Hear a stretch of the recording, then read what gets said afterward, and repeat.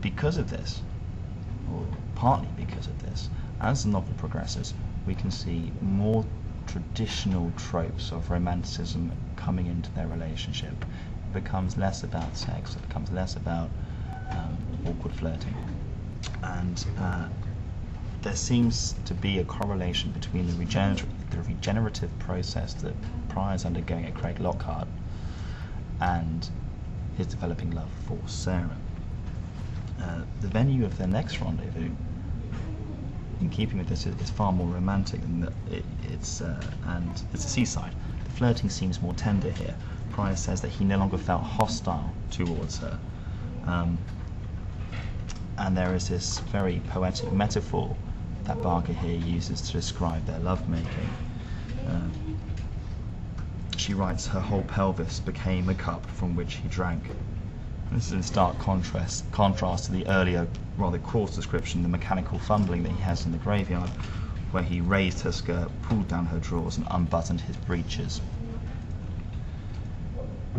Despite this, the shadow of war really can't be escaped from. Lying on the beach after their lovemaking in what you would imagine in a romantic relationship would be a state of post-coital relaxation and tenderness, Barker employs this triplet of staccato, abrupt sentences to reflect the change in mood and the fact that war cannot be escaped from. She writes how, for Prior, abruptly the joy died. He was quite suddenly depressed, and that he went straight into reflection of his own platoon in the war, and obviously this douses the romance, and it caused, short sentence, a chill to come over Sarah. Now, we reached an impasse here, at which point the romance could be killed stone dead, because obviously he's still haunted by the memories of the war. But on the contrary, through their mutual honesty, it seems to blossom into a deeper bond. Prior goes on to expose the arbitrary class divisions in the army, a point which Sarah can agree with him on, and she says that it makes her feel sick. And Barker presents us with what is possibly the most nurturing and romantic side of their relationship, as insomuch as Sarah actually assumes the role that Rivers cannot be for Prior, and she becomes a lover confidant at the same time, enabling, because she's a lover, this enables Prior to lower the hostile front he has previously shown to Rivers, and he can find someone through which he can start to exercise his demons of war. And he writes, Barker writes, that Prior preferred her like this. Something had happened that mattered, he says. The shift from lust to love is made even more explicit by Prior's internal monologue later on. He says he thought about her a lot. It always made him randy. What he'd forgotten, though, is how much he liked her. And through his support and the succour that she offers him, Barker shows that the accepted tokens of romantic love are starting to reassert themselves. A return to normality is being approached after the horrors of war. And this is actually shown overtly when he actually hands her flowers and it writes, on sudden impulse, leant across and kissed her. So it appears that Prior and Sarah's mood for romanticism is directly influenced by Billy's desire to sublimate his war experiences into their relationship.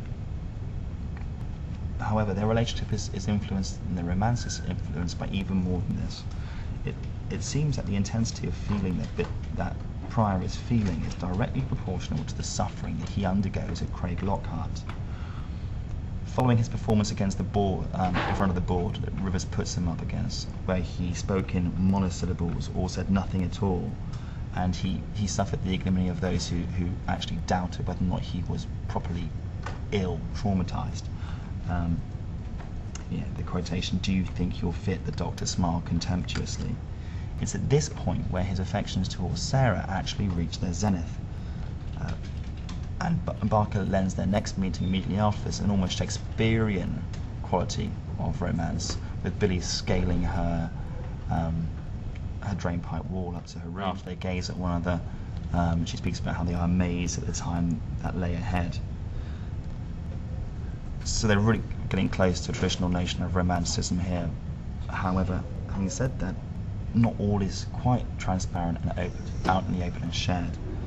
Pryor still recalls the horrific wartime image of the eyeball and the shovel at this meeting, a memory he cannot share with her as he needed her ignorance to hide in, yet conflictingly he also wanted her to know and to be known as deeply as possible.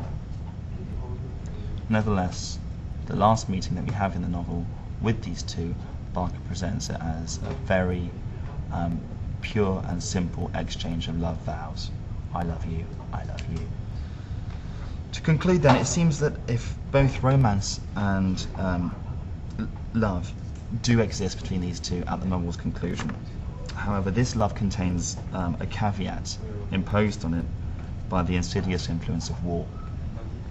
Whilst undoubtedly true affection does exist between these two, they both have vested agendas in their relationship. Pryor turns to Sarah to repress his nightmares of the war, while Sarah is, it is suggested earlier on in the novel that she is aware that her financial freedom will not last forever, that her salary is actually influenced by the munitions job that she has at the war. So it can't be sustained indefinitely, and she will eventually, like all Edwardian women, need a man to support her. So perhaps Barker uses Pryor and Sarah's unusual courting to suggest that following the war, love as it was prior to the war can never be the same again. Orthodox notions of romance have given way to a pragmatism and a need for connection that extends beyond simple affection and rather perversely derives in fact from fear and trauma. In short, it's the pity of war which has caused the reshaping and the reimagining of even the most hallowed of ideals, that ideal of love itself.